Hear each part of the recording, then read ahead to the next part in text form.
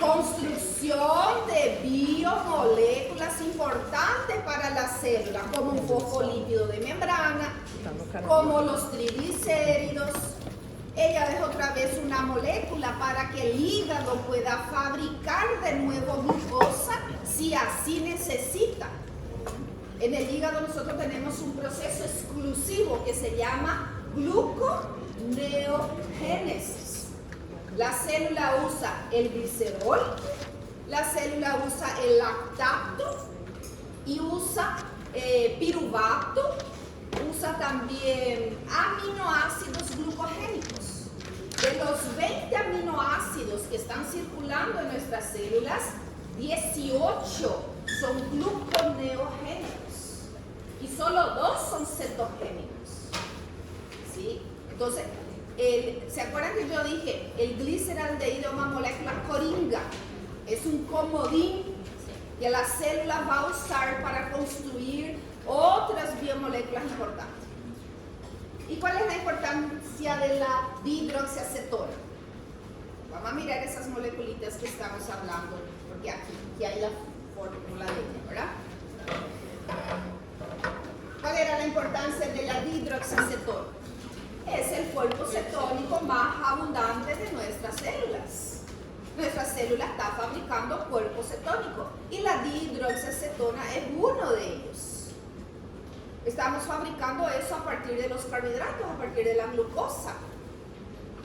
También fabricamos cuerpo cetónico a partir de ácidos grasos, pero también a partir de los carbohidratos. Y aquí está la dihidroxiacetona.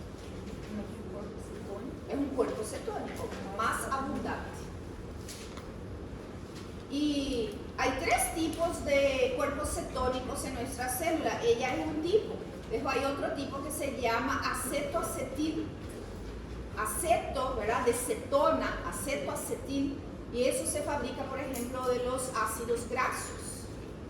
Se va a transformar en acetoacetil-CoA. Después se degrada y se transforma en acetil-CoA. Que ustedes ya saben su función. Mover el ciclo de Krebs.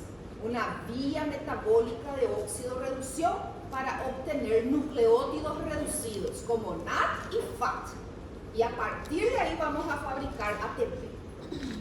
Entonces, estas son moléculas coringas claves que mueven el metabolismo celular. ¿Sí? Tetrosa no vimos ninguna importante. Después vimos pentosa importante. ¿Cuál era la pentosa importante que vimos? Ribosa y su hermanita desoxirribosa. Fundamental para la estructura de otras moléculas como los ácidos nucleicos, los nucleótidos energéticos, ATP, GTP, UTP. Y ustedes ya saben que esos nucleótidos no son solo energía, no tienen solo la función de transportar, de almacenar, de entregar energía, sino que ellos tienen la función también de ser mensajeros químicos. El AMP cíclico, ¿de dónde sale? Del ATP. Y el GMP cíclico, del GTP, ¿verdad? De ahí salen esos segundos mensajeros que desencadenan funciones biológicas, que ponen en marcha el metabolismo celular. La célula, ella no va a tomar decisiones por así, ella necesita de un estímulo. Y un estímulo intracelular son los segundos mensajeros. Y el AMP cíclico y el GMP cíclico, que son nucleótidos y todos ellos tienen ribosa en su estructura, son los segundos mensajeros más abundantes de nuestras células después del calcio. El primero es calcio. Y después viene AMP cíclico y después viene GMP cíclico. ¿Se acuerdan de las proteínas G? ¿Verdad? Señalizador intracelular. Después, exosas, las que tienen 6 carbonos. ¿Qué vimos? ¿Qué citamos? Glucosa, galactosa y fructosa. Y bueno, esos son los monosacáridos que ustedes tienen que saber. Ahí estamos viendo estos 2 monosacáridos que mencionamos. Glyceraldehido ellos van a tener esta estructura ciclada. Ellos pueden adquirir esta estructura ciclada de pirano o furano. No, ¿por qué? Porque no hay carbono suficiente para formar un ciclo, un anillo ciclado. ¿Cuántos carbonos yo necesito para formar esto? Mínimo 5. 1, 2, 3, 4, 5. Entonces, ¿quiénes son las que van a poder hacer este anillo? Sabiendo que siempre uno tiene que quedar aquí afuera. Porque a través de este carbonito que tiene este grupo alcohol, ella va a poder combinarse con otras cosas. Si no, ella prácticamente va a ser una molécula inútil ahí. Ella no va a poder ligarse con otro compuesto, ella no va a poder ser un azúcar reductor. Todos estos monosacáridos, una de sus características es tener un poder reductor. ¿Sí? Bueno, y para la molécula furano, ¿cuánto carbono necesito? 4, ¿verdad? Era así, 1, 2, 3, 4 para hacer el anillo, ¿verdad? Y queda un carbonito, entonces necesito de una pentosa. Una hexosa como la frutosa va a tener esa forma porque quedó 5 carbonitos para poder hacer eso. ¿Verdad? Muy bien. Y por último, la clasificación era de acuerdo a la cantidad de esas unidades. Entonces aquí nosotros tenemos los monosacáridos, ¿verdad? Una triosa es un monosacárido, esto monosacárido, monosacárido, monosacáridos. Y vimos que las pentosas y las hexosas que pueden formar ese anillo ciclado, ellas pueden unirse unas con otras y formar moléculas más grandes, llamadas disacáridos, oligosacáridos y polisacáridos. Entonces, esa clasificación va a respetar de acuerdo a la cantidad de unidades presentes en esa molécula. Entonces, podemos tener moléculas compuestas por 2 carbonitos, por 2 monosacáridos. Tenemos ahí un disacárido, sacarosa, maltosa, lactosa, son los más representativos en nuestra alimentación. Un oligosacárido en las membranas biológicas formando los glucos complejos, lo que formará o dará origen a nuestro glucocálix celular, que después eso se va a combinar otra vez con otros compuestos, con otras proteínas incluso, y va a formar, por ejemplo, los proteoglicanos. Podemos tener, ¿verdad?, secuencias enormes con miles y miles y miles de unidades de estos monosacáridos, y esos son los polisacáridos.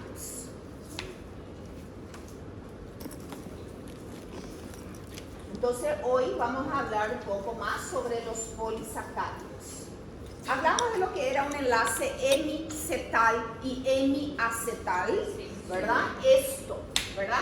El enlace que parte del carbono anomérico, aquel carbono que tenía el grupo funcional, y hizo un puente con otro carbono. ¿Quién era ese carbono que hizo el puente acá? El último carbono quiral. Entonces está mostrando carbono 2 con carbono 5 en el caso de la fructosa. En el caso de la glucosa, 1 y 5. En el caso de la ribosa, 1 y 4.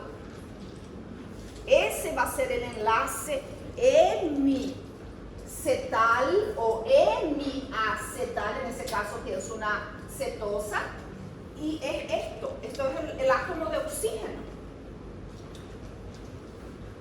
Y esta hidroxila no estaba acá en este carbonito 2, mira, no estaba acá. Esa es la hidroxila, que si queda para abajo es una forma, un isómero, ¿verdad? Y si queda hacia arriba es otro, como está mostrando.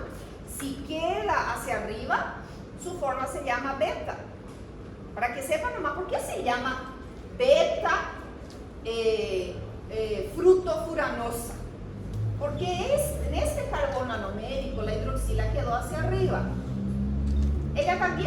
quedar abajo. Y eso ya dijimos que es aleatorio. Y que según la teoría hay 50-50. ¿Verdad? Doctora, Sí. funcionalmente hablando, ¿hay alguna diferencia? No, no hay diferencia. No hay diferencia.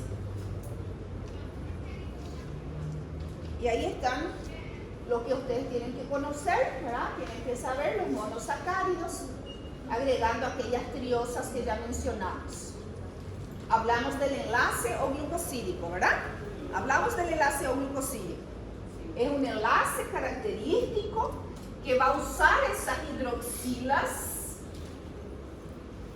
para formar un enlace nuevo. Y ese enlace nuevo, fuerte, característico, se llama O-glucosídico. Y eso está presente entre los carbohidratos, está presente en los ácidos nucleicos, en los nucleótidos. Ustedes vieron la estructura básica de un nucleótido el año pasado. ¿Cómo estaba formado un nucleótido? Un azúcar unido a una base, ¿verdad? ¿Y cómo se llamaba ese enlace? N, porque había un nitrógeno ahí, glucosídico. ¿Okay? Y nosotros necesitamos enzimas para romper esto, porque esto es muy fuerte, es muy estable. Si aquí hubo una reacción de deshidratación, mira, sacó una molécula de agua acá para formar ese enlace, entonces lo más obvio que va a hacer para poder romper, para poder hidrolizar este enlace, ¿qué se va a hacer? Hidratar, poner de nuevo agua. ¿Y quién hace eso? Las hidrolasas. Entonces tenemos hidrolasas importantes.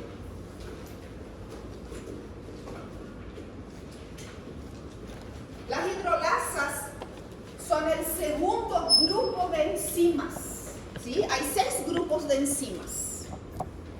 El primer grupo son las oxidorreductasas, ¿verdad? Son las enzimas más abundantes de nuestra célula, haciendo oxidorreducción, obtención de energía, mover átomos, mover energía, mover protones. Eso es oxidorreducción, mover oxígeno, mover los átomos que nos mueve a nosotros. El segundo grupo son las hidrolasas. ¿Qué significa? Romper, ¿verdad? Hidrolizar enlace, romper, catabolizar. Tienen que saber que todas las enzimas digestivas son hidrolasas. Todas. Vamos a anotar acá. Todas las enzimas digestivas, boca, estómago, intestino, son hidrolasas. Por eso el agua era metabólica, porque si no hay agua para que esa enzima actúe, para que esa enzima pueda hidrolizar, no hay hidrólisis, no hay catálisis, no hay metabolismo. ¿Sí? Vamos a citar algunos ejemplos entonces de nuestras enzimas.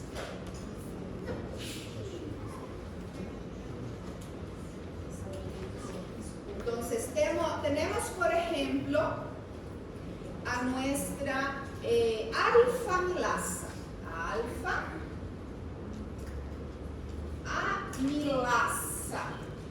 En la boca ella también recibe otro nombre, la enzima pectialina, es la alfa-amilasa. ¿Qué es lo que ella hidroliza? Ella hidroliza enlace alfa 1,4. Ya voy a explicar después allá en el esquema. Vamos a citar otro ejemplo. Beta lactasa. ¿Qué es lo que enlace acá? Enlace. ¿Qué es lo que ella hidroliza? Enlace beta 1,4. Yo ya le dije a ustedes que las enzimas son muy angeladas. Las enzimas son muy específicas. Ellas necesitan de ayudantes, de colaboradores. Ella quiere hacer el mínimo esfuerzo posible. Si ella tiene que hacer algún tipo de esfuerzo, gastar demasiada energía, ella no está ni ahí, ¿verdad? No es conmigo.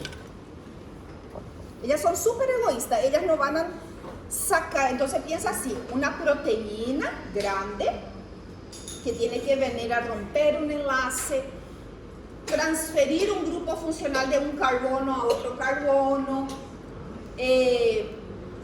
sacar agua, poner, ¿verdad?, elementos químicos, poner grupo fosfato, grupo funcional, sacar grupo funcional. Ella no va a sacar nada de ella, ni un solo átomo de hidrógeno. Esa enzima no va a sacar de su estructura química. Ella necesita a alguien que le dé todo eso. Y ahí entran los colaboradores. Y hay dos tipos de colaboradores: cofactores y coenzimas. ¿Sí? Ya vamos a mencionar cuál es la diferencia entre ellos. Entonces, acá yo tengo un enlace alfa 1,4, característico del almidón, de la amilosa. La amilosa es un fragmento del almidón. Entonces miren, todo esto es glucosa. Glucosa, glucosa, glucosa, glucosa. Y estas glucosas están unidas entre sí a través de un enlace 1,4.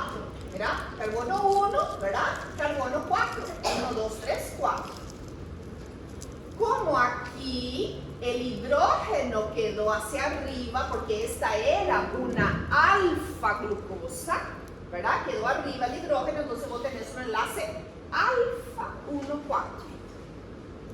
Alfa, porque ese hidrógeno quedó hacia arriba. Es lo más fácil que van a recordar.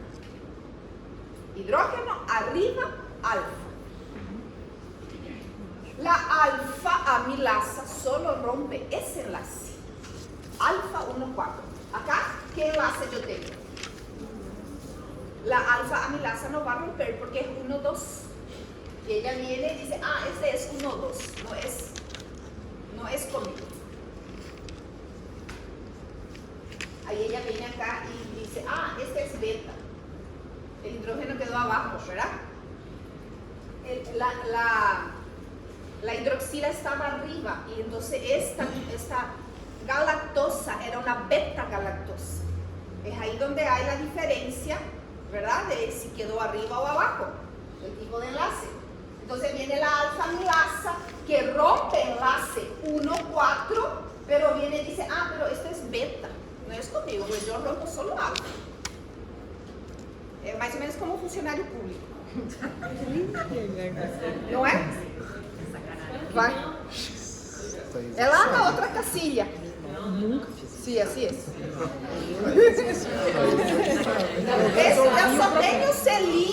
Eu só tenho o selinho do alfa 1,4. Você quer beta 1,4? É com a minha colega do lado.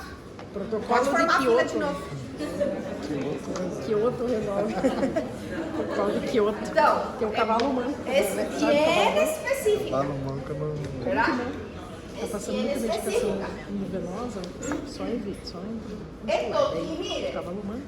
nosotros tenemos la beta lactasa que corta el enlace beta 1,4. Es la beta lactasa que corta ese enlace característico de la lactosa.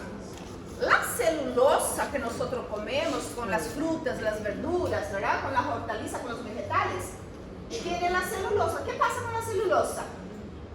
Beta 1,4.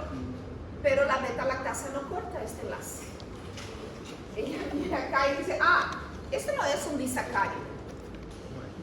Esta no es la lactosa, esa es la celulosa. No es conmigo. Nosotros no tenemos la enzima que corta el enlace beta 1,4 de la celulosa. Por eso no podemos digerir la celulosa y ella se convierte en ese momento entonces en una fibra alimenticia, pero que sí nuestras bacterias saben usar. ¿Sí? Ellas son fuente de alimento para nuestras bacterias gastrointestinales. Entonces ellas son así de específicas. Entonces tenemos que saber que de acá, que el enlace glucosílico es el enlace que va a unir a los monosacáridos entre sí. Es un enlace que se formó por deshidratación y para poder, y que hay dos tipos de enlace. alfa y beta de acuerdo a la posición. Ustedes no se van a recordar de la hidroxila, porque ustedes no están viendo la hidroxila ahí. Se van a recordar del hidrógeno, porque van a visualizar el hidrógeno ahí. Hidrógeno arriba, alfa. Hidrógeno abajo, beta. Y que hay enzimas muy específicas que solo van a reconocer enlaces alfa o enlaces beta, que van a reconocer el sustrato. Hay una enzima que corta este enlace alfa 1,2 y se llama disacaridasa.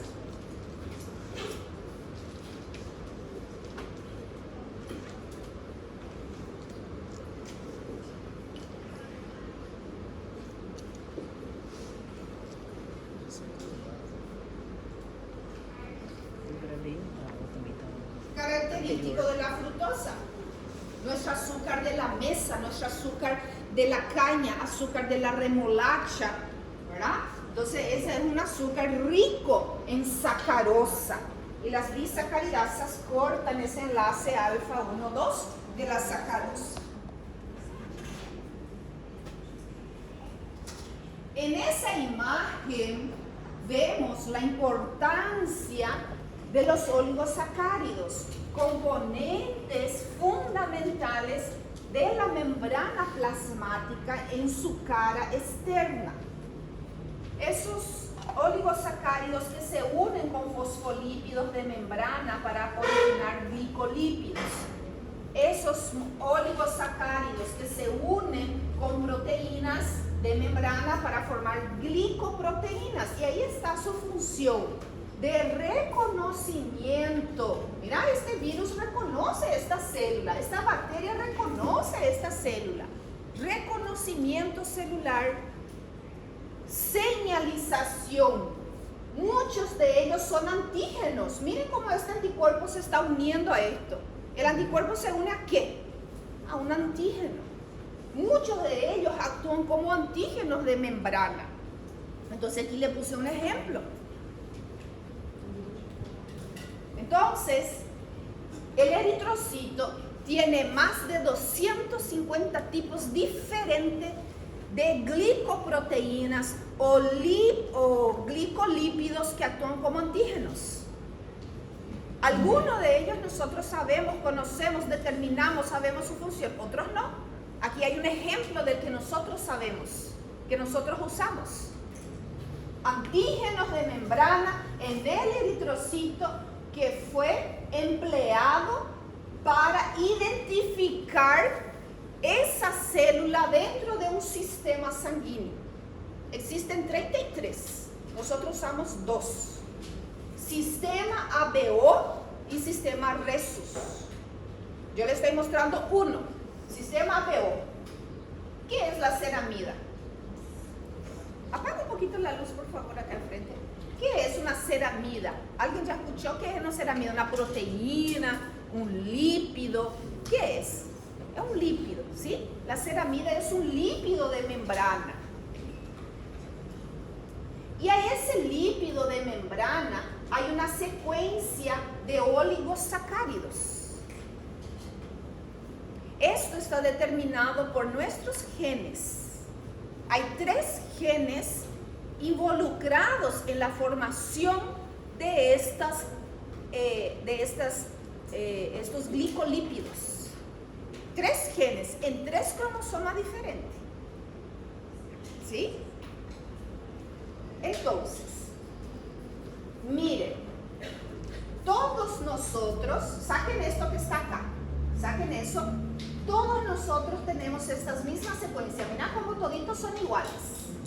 El que tiene esta secuencia es el grupo sanguíneo O, va a pertenecer al grupo sanguíneo O. El que tiene este es el A y el que tiene este es el B. Miren de aquí para abajo como toditos son iguales. Glucosa, galactosa, N-acetilgalactosamina, galactosa y fucosa.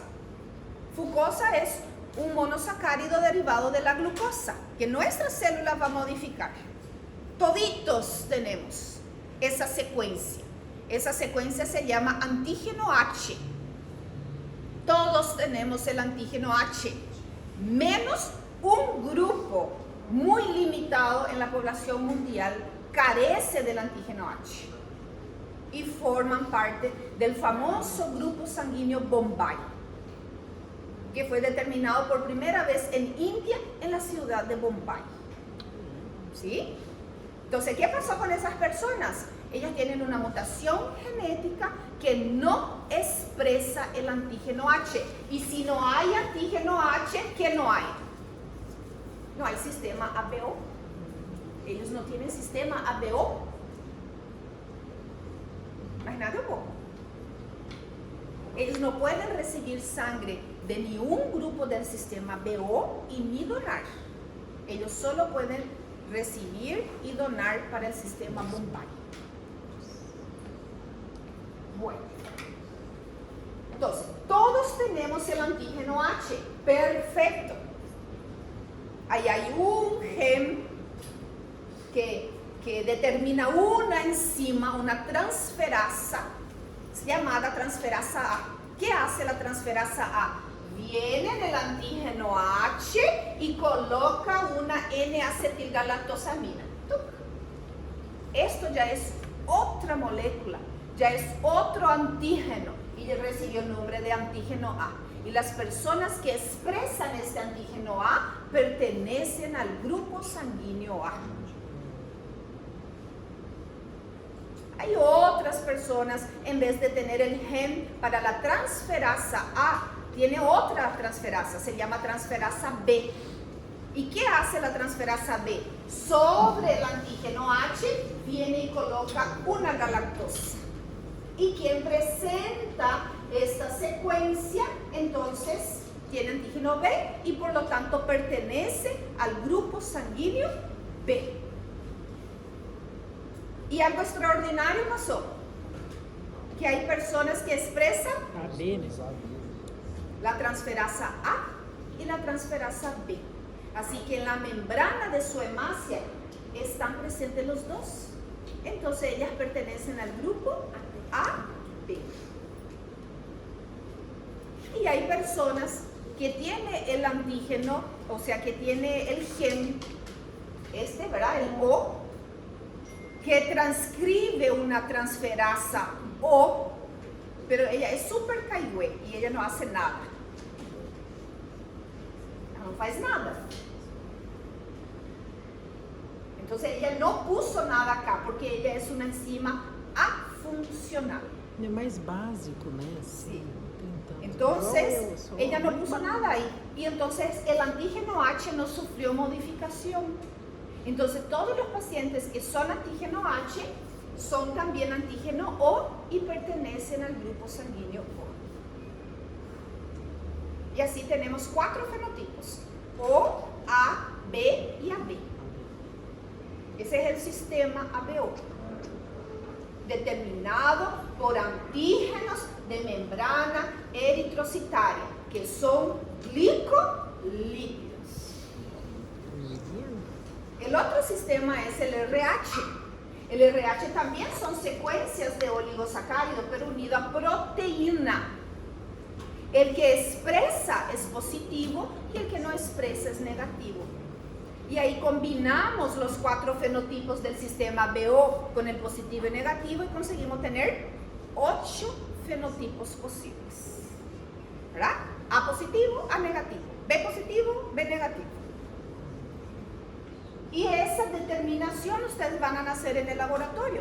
Van a tomarse las muestras de sangre entre ustedes en las primeras prácticas y vamos a hacer con esa sangre el grupo sanguíneo, poniendo en evidencia este aprendizaje. Entonces, ¿qué vamos a hacer? El reactivo tiene el anticuerpo. Los hemoclasificadores tienen el anticuerpo que reconoce el antígeno A y el antígeno B y también el factor RH que se llama antígeno D. El factor RH recibió el nombre de antígeno D. Entonces ustedes van a poner en contacto esos anticuerpos que están en el frasco del reactivo que se saca de la sangre del caballo.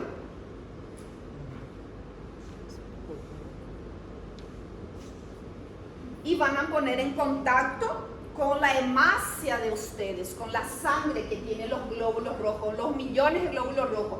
Y vamos a estimular la formación de inmunocomplejos, la unión del antígeno con su anticuerpo. Y eso va a precipitar, ahí va a formar una hemoaglutinación que es visible a simple vista.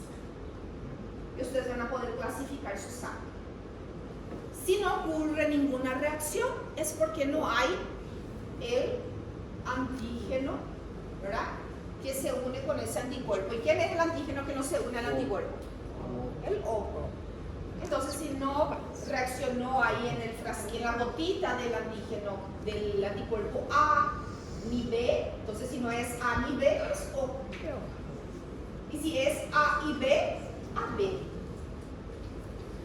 Tienen que aprender bien eso. No puede quedar ninguna duda, porque ustedes van a tener muchos pacientes para hacer el grupo sanguíneo. Imagínate si ustedes se equivocan. Nosotros vamos a hacer la inspección médica de la Liga Paranaense de básquetbol y de fútbol. Ustedes le van a sacar la sangre a ellos. Van a hacer el hemograma y van a hacer su grupo sanguíneo. Imagínate si ustedes se equivocan. Entonces tienen que aprender, no es así nomás. Tiene su procedimiento, tiene su tiempo de espera, tiene su forma de homogenización y la visualización correcta. Hay algunos grupos sanguíneos que son muy expresivos. Vos miras y no hay error. Pero hay otro grupo sanguíneo que es súper chato. ¿Quién quiere un grupo sanguíneo chato? El B.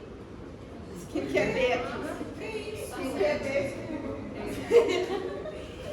El B a veces no reacciona, el A reacciona que vos ves coágulo, vos ves coágulo en la lámpara. Y el B es muy finito y vos te quedas la duda, coaguló o no coaguló, coaguló o no coaguló. Es chato.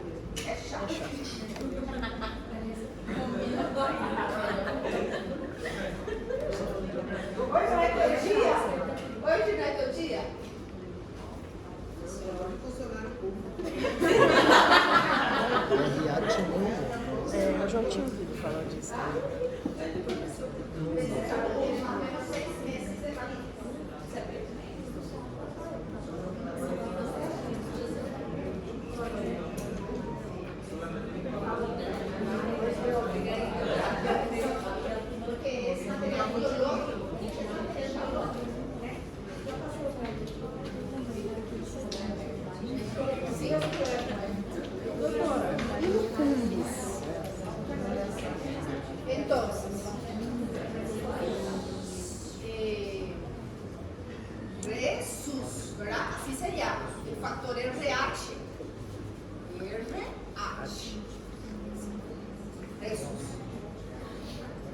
Es una glicoproteína en la membrana plasmática, encontrado por ese señor, que fue el mismo que hizo la clasificación del sistema PO.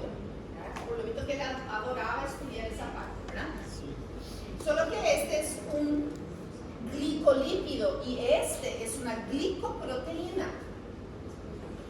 Entonces, aquellos que expresan, porque eso está en su gen, la expresión de esta glicoproteína es el positivo. Entonces nosotros le ponemos aquí, tiene un factor, o sea, tiene el antígeno D, posee y expresa el antígeno D. ¿Quién es el antígeno D? Esta glicoproteína. Entonces vamos a anotar acá, antígeno D. D. Y hay una serie de variaciones en ese antígeno D. Hay el D fuerte, hay el D débil. A veces parece que era positivo, no era, o era negativo había sido, pero pareció que precipitó. Hay que tener mucho cuidado, porque esto puede, si vos le transfundís mal a una persona, le puede matar, ¿verdad? Por incompatibilidad, emboliza. Esa reacción que ustedes van a ver en la lámina, que emboliza, La hemaglutinación, eso sucede adentro del vaso sanguíneo si vos le transfundís mal a la persona. Va a poner todito los riñones. Entonces va a haber un fallo renal agudo que puede llevar a la muerte de la persona en pocos minutos. Incluso que hay reacción tardía, que el paciente puede sufrir 24, 48 horas después. Y aquellos que no expresan la glicoproteína, el antígeno D en su membrana, entonces son los negativos. Se le pone así. Entonces, el que posee el antígeno O, él puede o no puede tener esa glicoproteína. Si él tiene, él va a ser O positivo. Y si él no expresó, él es O negativo. Y la misma cosa con los demás. Este factor RH, él da mucha reacción muy, ¿cómo se dice? Muy fuerte. ¿Por qué? Porque existen millones de glicoproteínas en la membrana. Por eso es muy riesgoso cuando se transfunde un RH positivo a un negativo. Va a reaccionar violentamente porque son millones, entonces la reacción va a ser muy aguda. ¿Sí? Por eso hay que cuidar. Por eso el tema también de la eritroblastosis fetal, ¿verdad? Cuando la madre es negativa, RH negativa, y su bebé es RH positivo y sensibilizó a la mamá. Entonces la mamá empezó a producir anticuerpos. ¿Y qué pasa con esos anticuerpos? Atraviesa la barrera hematoplacentaria y va a ir a atacar el bebé y va a ir a hemolizar la sangre del bebé. Imagínate que ese bebecito que está formando todos sus órganos, está formando, ¿verdad? Su sistema sanguíneo también tiene que oxigenar todas esas células para la diferenciación y esas hemácias se están destruyendo. Entonces, la médula ósea, que es funcional, empieza a liberar glóbulo rojo inmaduro. ¿Y quién es el glóbulo rojo inmaduro? Eritroblasto. Por eso se llama eritroblastosis. Porque nosotros vamos a analizar eso y vamos a ver un gran aumento de los eritroblastos en la sangre del bebé. Y eso puede llevar a la muerte del bebé, como también a complicaciones importantes en la madre. Por eso hay una vacuna que se pone, que va a formar un complejo con esos anticuerpos de la madre y nos va a permitir el paso a través de la barrera transplacentaria. Doutora, e o CUMBIS? O que consiste o CUMBIS? Sí, y determinar si la mamá está sensibilizada y está produciendo anticuerpos. Eso. Es un análisis muy barato, sencillo de hacer. Yo voy a poner en contacto la sangre con un plasma que yo sé que tiene el anticuerpo y voy a ver si hay reacción ahí. Si hay reacción es positivo. Hay presencia de anticuerpos hemolizantes. Una persona puede producir esos autoanticuerpos en una enfermedad autoinmune y que destruye sus propios glóbulos rojos. Y eso, por ejemplo, causa la anemia hemolítica. El paciente empieza a hemolizar, a destruir sus propios glóbulos rojos. ¿Por qué? Porque empieza a producir autoanticuerpos hemolizantes. Entonces el hígado va a inflamar, el vaso va a reventar, va a haber una ictericia y va a haber una anemia importante. Eso es el cuadro clínico de una anemia hemolítica. Y un análisis rápido, barato para saber hacer desde CUMBS. Desde CUMBS. Bueno, y luego vienen ya los polisacáridos. Vamos a hablar un poquito entonces de los polisacáridos.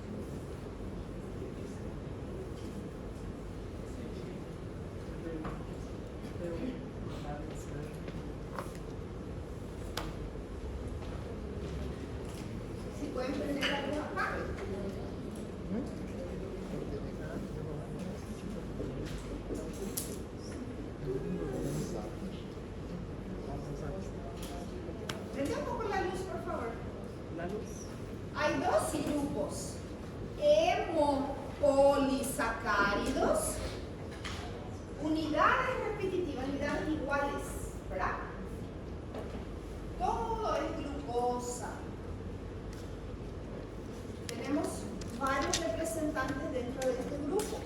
El almidón, la amilosa, la celulosa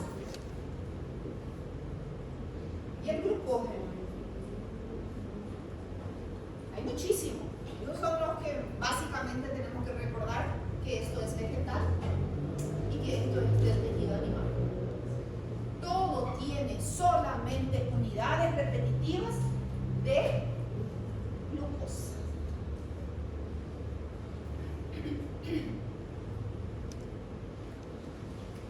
Y hay otros que tienen las unidades que no son todos iguales y por eso recibieron el nombre de heteropolisacáridos.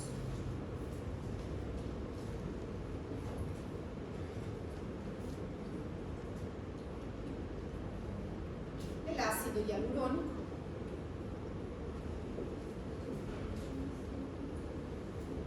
el condroitinsulfato, el queratansulfato, el dermatansulfato, la heparina, que cumplen diversas funciones en nuestros tejidos y todos ellos así juntos reciben el nombre de glucosaminoglicanos.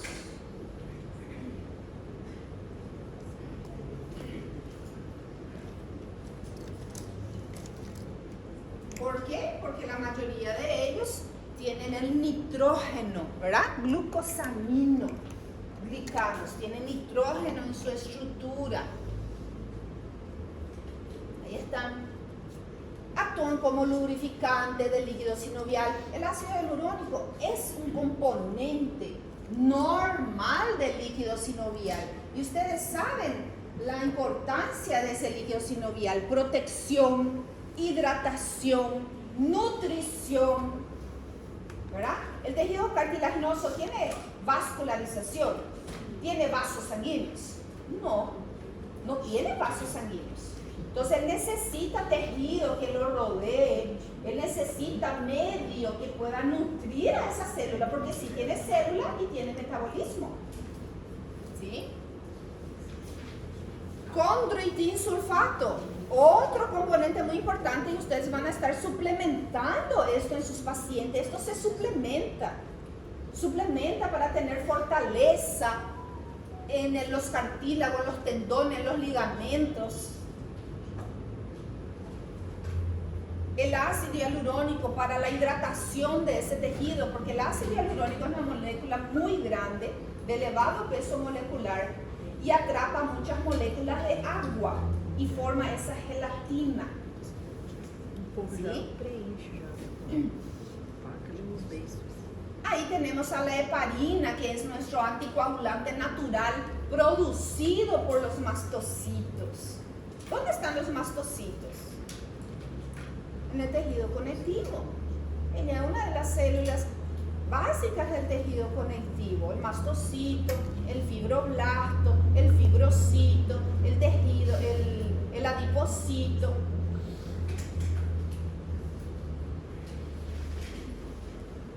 El plasmocito, ¿verdad?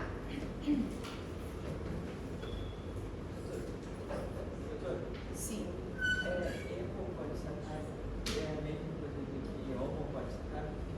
Hemo o homo, sí, es lo mismo.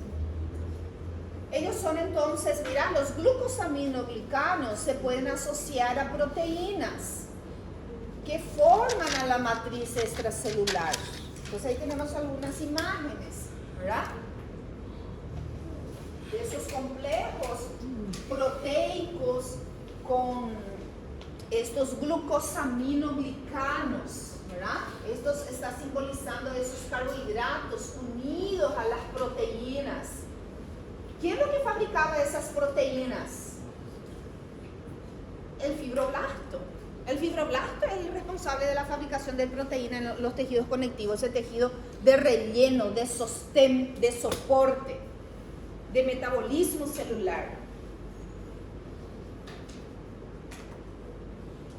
Entonces esa es la importancia de estos glucosaminoglicanos. Y cuando ellos se unen, ¿verdad?, a proteínas, a péptidos, secuencias de péptidos, se llaman peptidoglicanos, como por ejemplo las bacterias, seguramente que ya se mencionó eso en micro, y los proteoglicanos, muy importante para nuestras células. Conectividad, fortaleza, sostén. ¿Y qué otra cosa tenemos que saber? Que estos glucosaminoglicanos, que son producidos básicamente en el retículo endoplásmico y en el aparato de Golgi, tiene un metabolismo normal.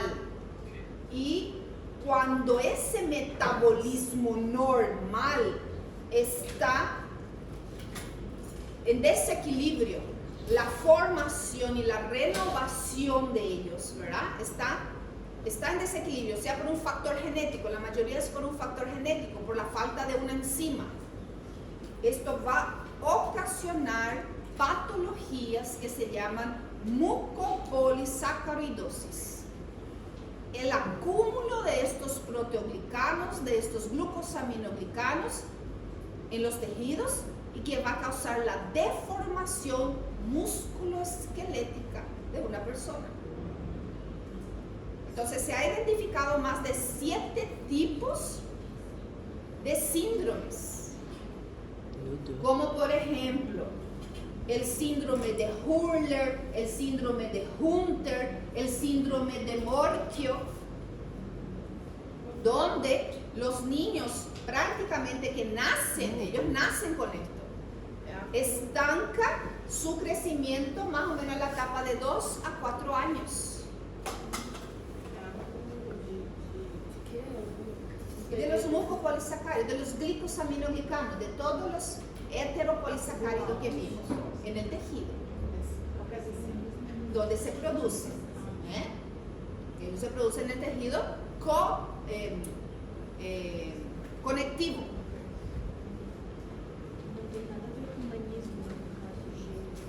No.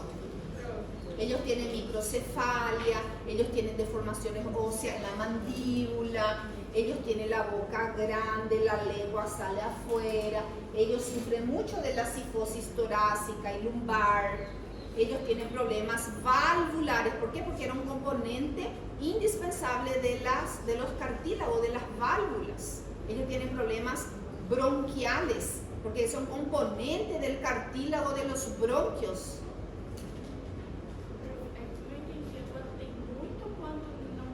Cuando está alterado, puede ser mucho o puede ser la falta. Mucopolisacaridosis es el acúmulo. ¿Sí? Entonces, a ver si puedes leer este que dice acá. Ahí va a leer la compañera. Las mucopolissacaridoses são grupo de enfermedades raras de baja prevalência caracterizadas por la deficiência de enzimas que participam em el metabolismo glucosaminoglucanos a nível lisossomal. Hasta ahí. Entonces, nuestras células producen todo eso que ustedes anotaron ahí. Donde aparato de Golgi y retículo endoplásmico. Los lisosomas son los encargados de hacer la renovación. Las enzimas que contienen los lisosomas son los capaces de hidrolizar, romper y renovar. Esa renovación va ocurriendo en un metabolismo normal cada vez que el cuerpo necesita, ¿verdad? Imaginen cuando nosotros tenemos una fractura, cuando tenemos una lesión, o en una etapa donde hay un crecimiento normal de todos esos tejidos, ¿verdad? Durante la niñez, por ejemplo. Entonces hay un metabolismo normal ahí. Y estos síndromes que fueron catalogados por factores genéticos es por la carencia de una o más enzimas responsables en esa renovación. Entonces eso es lo que está contando ahí. Puede seguir. Se caracteriza por acumulação do glucosaminoglucanos intracelular, procedendo alterações de múltiplos órgãos e sistemas. Su diagnóstico se basa en el conocimiento de las manifestaciones clínicas, realizar al análisis bioquímico para identificar el tipo de glucosaminoglucanos que está acumulando y confirmar el tipo de enfermedad con la determinación enzimática correspondiente. Su identificación es fundamental para iniciar un tratamiento oportuno, teniendo en cuenta que actualmente existe manejo transdisciplinario e tratamento de reemplazo enzimático para síndrome de Hüller, né? La mucopolissacaridose tipo 1 é o síndrome de Hüller. Ou seja, eles já puderam identificar que enzima faltou, qual é o glucosamino que se acumula. E eles já fizeram um medicamento para isso. Então,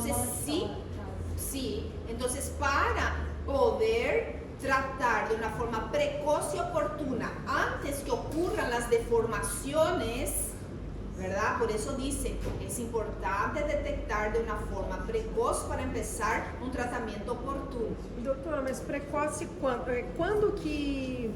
Eu não consigo visualizar isso num pré-natal. Claro, não podemos. Não tem como. Tá, nasceu. Quando ele empieza a engatinhar, a sentar, a caminhar. Aí então Sim. você vai ver. Más o menos, frecuentemente, es alrededor de los 24 meses. Y ahí ya hay mucha alteración musculoesquelética. Sí.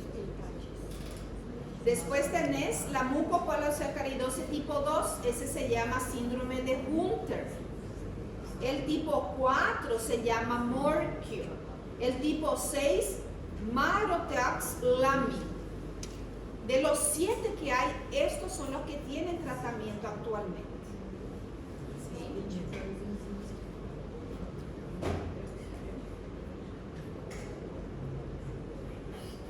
E é muito caro, doutor, esse Sim, tratamento? caro. Y es un tratamiento de por vida. La expectativa de vida de ellos son entre 20, 25, 30 años. Isso com o tratamento. Sem tratamento, a expectativa de vida, então, é muito menor. Por los problemas valvulares, por la cifosis, ¿verdad? De la columna, que es muy pronunciado, la deformación de la columna vertebral, la microcefalia, ¿verdad? Yo no sé cuánta es la expectativa de vida de un niño con microcefalia. ¿Tenés idea? Não, assim, não posso afirmar, 7 a 10 mas anos. não chega à adolescência, geralmente. 7 a 10 años. Y ellos sufren de microcefalia. Não vê adultos com microcefalia, né? Só crianças. Na Zika deu bastante, né? Casos. No llega a la vida adulta. Entonces, con tratamiento, más o menos la expectativa de vida alrededor de 30 años. Deu, né? O primeiro ali, doutora, o primeiro eu nem notei nada de difícil. Esse é o né? Hunter. Mas assim, a simples vista É o menos parece normal, né? afetado, verdade? O segundo, Então, o terceiro já aparece. O problema é na estatura, de repente, verdade? Ah, então vamos investigar se é um gente de enanismo, não acha nada, verdade? E vai descarte, verdade? ¿Sabes qué? También lo que suelo escuchar que se menciona en esos casos, problemas en la marcha. El niño es muy molengão, não tem uma marcha coordenada. Vocês já viram, de repente, uma criança normal, pero, ¿verdad? Vai correr e é todo Desengonçado. desengonçado. Né? Não consegue ter uma coordenação direita com o movimento dos braços e das pernas. Isso, por exemplo, se observa bastante. Né? Tem os Na pezinhos meio puericultura, virados. a gente seria o ideal já ver isso, né? Se tem alguma coisa errada, você já... Na análise se podia já, como é algo raro, então não forma parte do teste del prenatal, do teste del piecito. Porque poderia ser seguramente, mas como é raro, Daí não compensa, não né? compensa. Mas a mãe pode tomar algum vitamina, algum medicamento para evitar isso? Porque se está nojento, não tem como, hasta ahora que yo sé, ¿verdad? Algún tratamiento silenciador de ese tipo. No hay. Bueno, vamos a mencionar, ¿verdad? Heteropolisacárido que dijimos, que son unidades diferentes. No quiero que sepan eso. Lo único que quiero que sepan es, por ejemplo, mira, puse dos ejemplos acá, el ácido y el urónico. Porque allá nosotros dijimos en los homopolisacáridos que son todos iguales. Y aquí ellos son diferentes, son secuencias de disacáridos distintos. En el caso del ácido hialurónico, nosotros tenemos el ácido D-glucurónico, obtenido a partir de la D-glucosa o la glucosa, ¿verdad? Entonces, esto era una glucosa que fue modificada aquí, donde tenía, esto era, ¿verdad? El carbono 6 de la glucosa. Fue cambiado por un grupo carboxilo. Y eso ahora se llama ácido glucurónico. La glucosa con el carbono 6, un grupo carboxilo. Nuestras células hacen eso, ¿sí? Las células del tejido conectivo. Esto también es la glucosa, solo que ahora otra enzima colocó aquí en el carbono 2 un grupo amino y un grupo acetilo. Un grupo cetónico colocó aquí. Entonces vos tenés el acetilglucosamina o N-acetil, ¿verdad? Este N referenciando el grupo amino, N-acetilglucosamina. Entonces el ácido glucurónico con el N-acetilglucosamina, que es un carbohidrato muy importante en las membranas porque ella es señalizadora, estaba ahí en el grupo del sistema BO, está ahí en el grupo Resus. Esto es un disacárido y miren cómo ellos se unen, cómo forma ese enlace glucosídico diferente, carbono 2, carbono 1. Acá formó un disacárido. Y este disacárido se va a unir con otro disacárido igualito a él. Y así sucesivamente, miles y miles de repeticiones. Esa molécula generada es el ácido hialurónico. 25.000 unidades repetitivas de este disacárido. Ese es el ácido hialurónico. Acá tenemos a la heparina, que tiene carbohidratos sulfatados. Mirá el azufre ahí, un enxofre. Entonces tenemos una enzima que transforma la glucosa en el ácido glucurónico y además acá en el carbono 2 puso un grupo sulfatado, un grupo sulfato. Y él se convirtió en ácido glucurónico sulfatado. Otra glucosa recibió acá en el carbono 2 un grupo amino y un grupo sulfato. Y acá en el carbono 6 otro grupo sulfato. Eso dio origen a una molécula que se llama glucosamina disulfatada. Entonces, ese ácido glucurónico sulfatado se une con esta glucosamina disulfatada y formó un disacárido. La repetición de estos disacáridos forma la heparina, nuestro anticoagulante natural, producido por una célula abundante en el tejido conectivo, que es el mastocito. ¿Sí? Entonces así se van formando estos glucosaminoglicanos. No quiero que sepan quiénes son estos compuestos químicos, cómo es su estructura. No ocupen espacio, lugar ahí en su mente tratando de decorar esto, porque realmente es difícil, no es fácil. Cada uno tiene estructuras diferentes, componentes diferentes.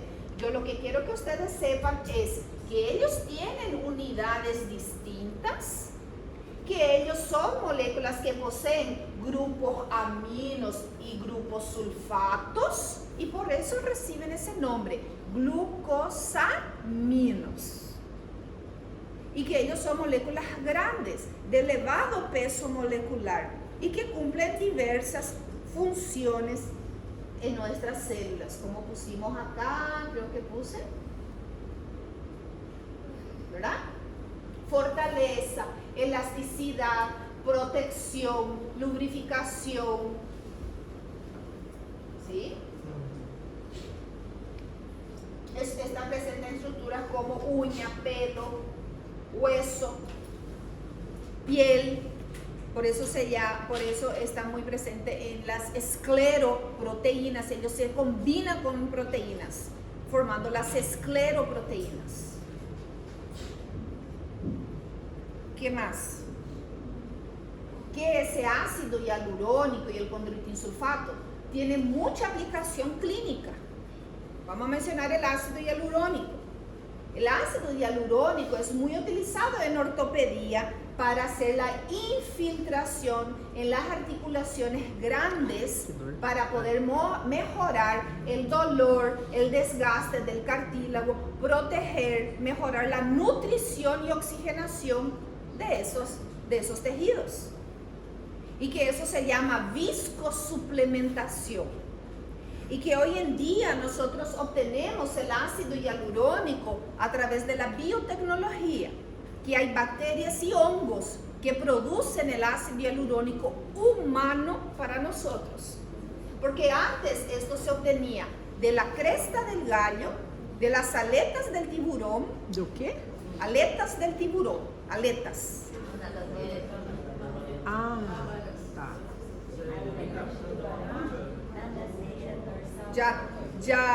Ya vieron una glucosamina, dice, obtenida de la aleta del tiburón, así dice en su etiqueta. Eso, cartílago del tiburón. Coitado do Sí. tiburão. Eso no es nada. Otra fuente de obtención del ácido hialurónico, humor vítreo del ojo de la vaca. Coitado. Sí. Da vaca também. Imagínate, o sea, todas aquellas vacas, ¿verdad? Que se van ¿cómo se llama? El matadero. Abatedor. ¿no? Se sacaba los ojos, se enviaba eso al laboratorio, el laboratorio compra eso, ellos sacan el humor vítreo y purifican el ácido hialurónico que estaba ahí. Listo, toma, o ácido hialurónico listo en la jeringa. Hoy en día nosotros tenemos ácido hialurónico humano, idéntico al nuestro, Ai, que bom, né? que Coitado. no va a dar ningún tipo de reacción alérgica, es muy seguro usar y es producido por biotecnología. Por eso es caro también. Cada jeringuita cuesta alrededor de 200, 220, 250 dólares. Doutora, só curiosidade, Sim. não tem a ver, mas é mesmo da estética, é mesmo que usa esse aqui? Es el mismo. Igualzinho? Solo va a diferenciar en la reticulación si es más espeso o menos espeso. Entonces el que he usado en la estética, por ejemplo, para hacer relleno acá del Bochecha. Sí. Bochecha. Del cigomático, de todo lo que es la fase, relleno, yo quiero que se quede ahí. Tiene que tener una mayor reticulación.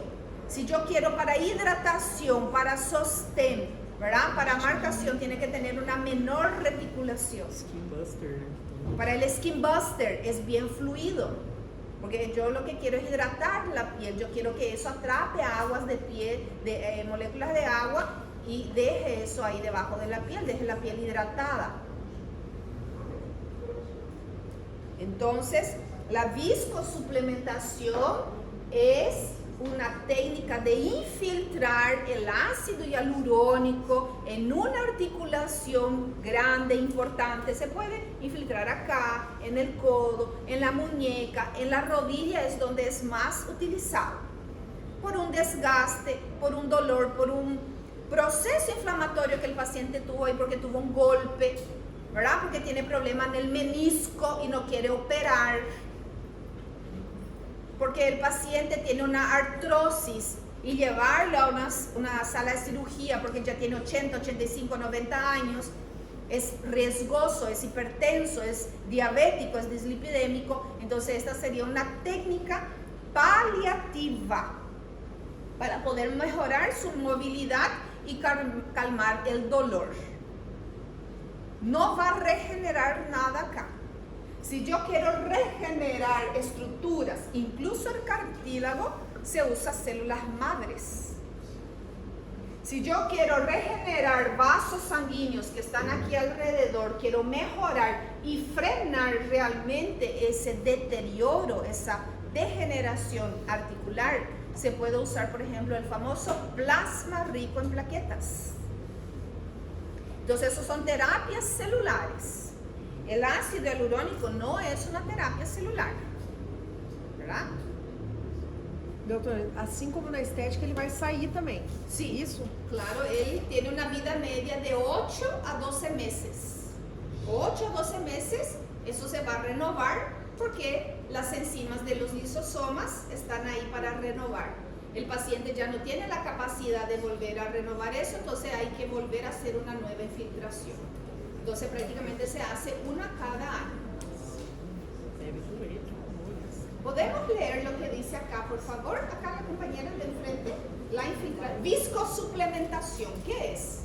La infiltración de ácido hialurónico, también denominada viscosuplementación, tiene el objetivo de disminuir el dolor articular y mejorar el estado funcional de la articulación artrósica y más particularmente la rodilla.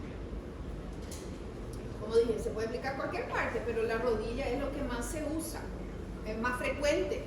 ¿Por qué? Porque el que más duele, el que más molesta, el paciente no puede caminar, es discapacitante. Después, sí.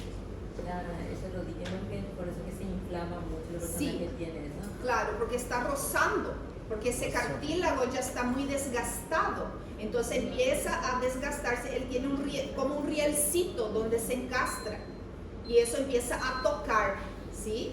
Entonces empieza a haber problemas ahí, en esa patela, ¿verdad? Entonces yo tengo que infiltrar, bañar esa cápsula articular para poder frenar esa degeneración, volver otra vez a hidratar esa zona. Justamente la artrosis, ¿verdad? Eso se queda seco, es la pérdida de ese líquido sinovial y empieza a rozar cartílago con cartílago y empieza a desgastar. Y ese desgaste es doloroso, muy doloroso. Pacientes también que cuando caminan y hacen criptaciones, crack, crack, crack, crack, suena toda su articulación. Eso también hay que revisar si no está falseando y si no está tocando cartílago con cartílago. Al comienzo no es doloroso, pero cuando hay desgaste, ahí sí es doloroso. Y solamente se va a poder regenerar con terapia celular. Las células madre, por ejemplo, es muy costoso todavía, ¿verdad? Va a pagar ahí unos 30, 50, 60 millones de guaraníes para infiltrar células madre ahí. Después podemos hacer el plasma rico en plaqueta, que cuesta más o menos 1,5 millones, 2 millones por rodilla. Y unas 3 sesiones prácticamente saca el dolor del paciente y ayuda a regenerar las estructuras, ayuda a formar nuevos vasos sanguíneos. ¿Por qué? Porque las plaquetas tienen los factores biológicos de crecimiento, factores endodérmicos, factores que va a hacer que se fabriquen nuevos vasos sanguíneos ahí. Entonces eso es bastante interesante, ¿verdad? Sí. Sí, consegue. Ahí yo le puse un pequeño video que ustedes después van a asistir, porque ustedes tienen una tarea sobre este tema para hacer, ¿sí? Entonces hay un médico ahí que habla un poquito de la viscosuplementación, después ustedes van a asistir, van a hablar un poquito, van a buscar otra fuente de información y van a hacer un resumen en el cuaderno. ¿Está bien? O desgaste traz essa falta desse líquido, né? Trauma também pode. Trauma. Los pacientes deportistas, ¿verdad? Vamos a buscar acá si tengo una imagen sobre... Profe, esse tipo de suplementação não é muito Terceiro andar, Zé. informação, Terceiro. ¿Cuál? sobre a suplementação. Sí, se hace muy frecuente. Muy frecuente se hace.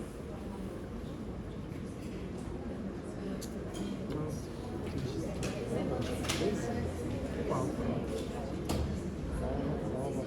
Sexta-feira que vem. Tem prova. Eu não posso olhar agora. Eu acho que vou ver se ela vai para intervalo e eu vou parar de gravar. Hã? Se é noivo? Vemos un poco la Se você for diferencia. noivo, ok, senão. La diferencia entre el plasma, la viscosuplementación, ¿verdad? Porque ustedes van a investigar sobre la viscosuplementación. Y el plasma se obtiene del propio paciente. Yo no voy a comprar el material que yo voy a poner en el paciente. Vamos a obtener autólogo. Por eso es más barato.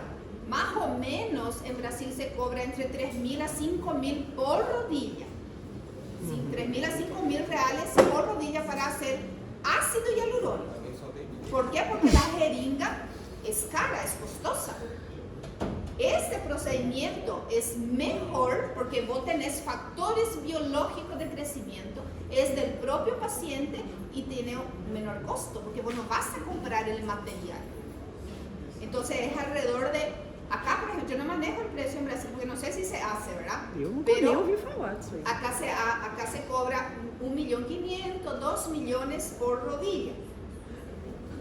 Es un procedimiento sencillo, simple, no se necesita anestesia, se hace se enfría bien el local con hielo, con una bolsa térmica fría,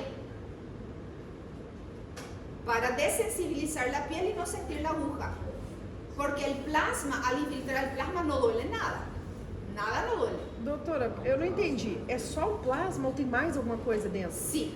En mi caso, el que yo uso, ¿verdad? Tiene el ozono. Yo uso el ozono para activar la plaqueta y desgranular la plaqueta. A ver, hay otro. Ai, que bom. No hay nada. Nada. En las mujeres o en los pacientes muy flaquitos, usamos la aguja 22G por 1,5. Ahí está el ozono, ¿viste? Não, ozônio eu já fiz, né? ¿Verdad? Sim, eu sei como é que é, mas... En los pacientes más grandes, con rodilla más grande, en los varones, en los obesos, usamos la aguja 21G para llegar dentro de la cápsula articular. La aguja 21G es la más larga, ¿verdad? Vamos a ver aquí más pacientitos. Sí. Por alérgica não, porque é próprio material do paciente. Pode causar uma inflamação? Sim, mas é o que eu quero também. Para regenerar. Para regenerar, porque uma inflamação aguda, eu vou estar ativando fibroblastos. ¿Sí? Ó o ozônio. Então, se aplica o plasma e em la misma, como hago acá para agrandar, não tem. Ahí. En la misma agujita acá, vos solo desconectar tu jeringa, deixa a agulha ali y colocar 10 ml de ozono en el mismo orificio. ¿Para qué? Para activar toda esa plaqueta. Entonces las plaquetas se desgranulan y vierten todo su contenido, que son los factores biológicos de crecimiento, que son más de 50 tipos diferentes. Pero para eso el paciente tiene que pasar por una dieta preparatoria para fomentar y aumentar sus niveles plaquetarios. Él tiene que hacer una dieta antiinflamatoria para que las plaquetas no desgranulen sus factores biológicos, sus gránulos, en la sangre, sino que yo tenga una plaqueta súper llena de factores y desgranule en el lugar de infiltración. ¿Sí? Miren este pie diabético, ese es ozono. Miren el pie diabético del paciente, aplicación de ozono, y miren un poco cómo mejora. ¿Ah? Luego, post la aplicación. Ahí hay un video. Miren un poco. Después eso se limpia, hay que sacar toda esa piel muerta, esa piel necrosada y estimular entonces la regeneración. Ese plasma rico en plaqueta se hizo y se colocó ahí en el dedo del piecito del paciente con pie diabético. Entonces se limpia, se saca todo, queda en un agujero, ¿verdad? Y nosotros hacemos como si fuese un tampón ahí de plasma rico en plaquetas.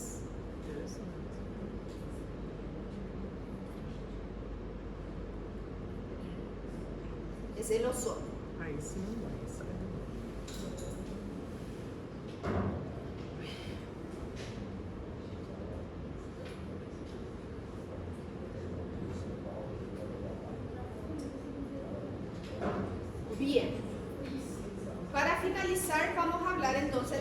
tareas que ustedes van a traer para la próxima semana. Hay 2 temas.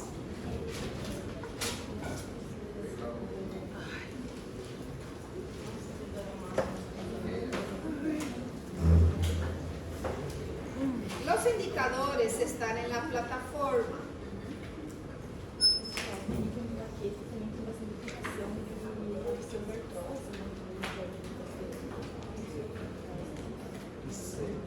Consulta fuentes confiables de información y elabora un informe sobre los siguientes temas. Vamos a tener 2 temas. Entonces va a ser una página para cada tema. En el slide ya hay, o sea que allá en la plataforma ustedes ya tienen un artículo sobre intolerancia a la lactosa y también tienen un artículo sobre la viscosuplementación. Van a buscar otra más porque yo quiero 2 fuentes por cada tema. Entonces uno ustedes ya tienen, falta uno, ¿sí? Entonces van a poner el encabezado, ya saben el encabezado, unidad 4, carbohidratos, tema, ácido hialurónico. Y ahí van a empezar, síntesis o obtención. ¿Cómo se obtiene el ácido hialurónico? Ya le conté, biotecnología, pero me van a contar un poquito más sobre eso. Uso en medicina. ¿Qué uso tiene el ácido hialurónico en medicina? Van a ver suplementación, infiltración, ortopedia, medicina estética. ¿Sí? Van a mencionar eso. ¿Qué es la viscosuplementación? ¿Cuál es la técnica de empleo y cuáles son sus fundamentos de uso?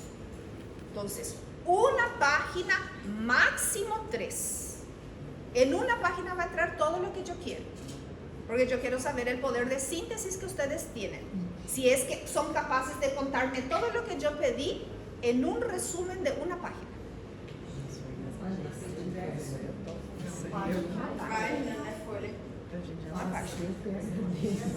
Tema 2, intolerancia a la lactosa.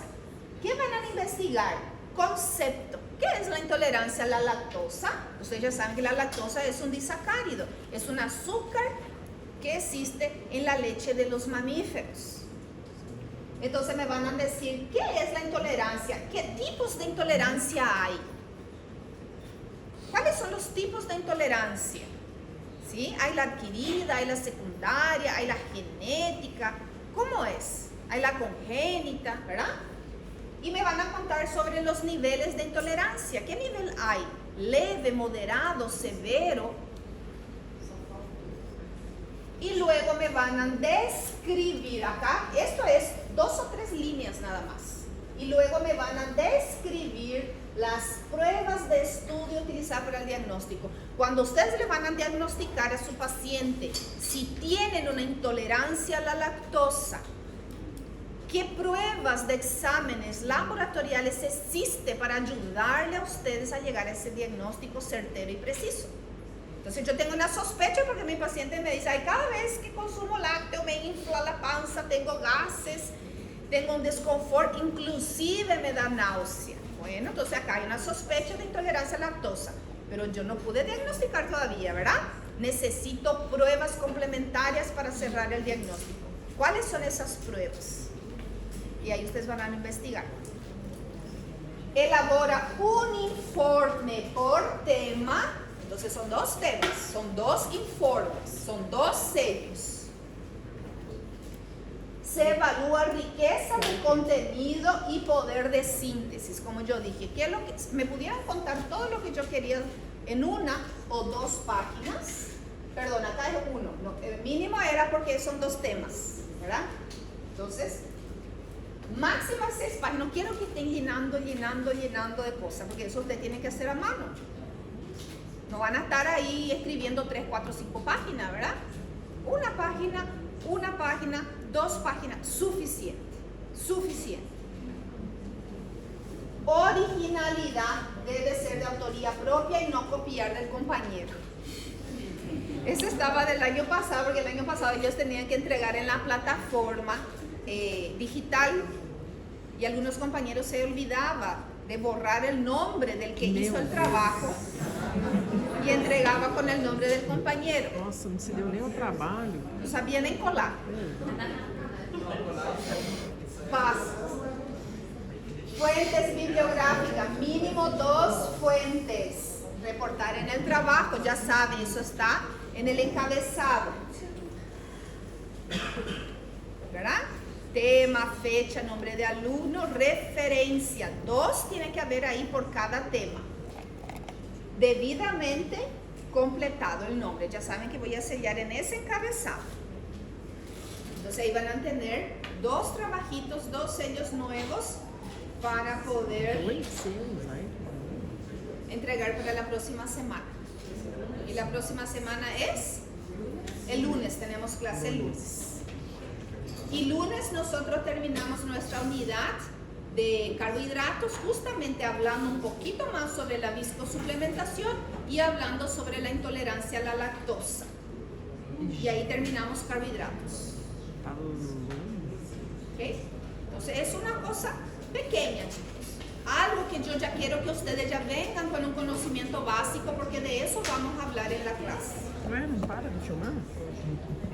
Ó. Ó que me falta. Não.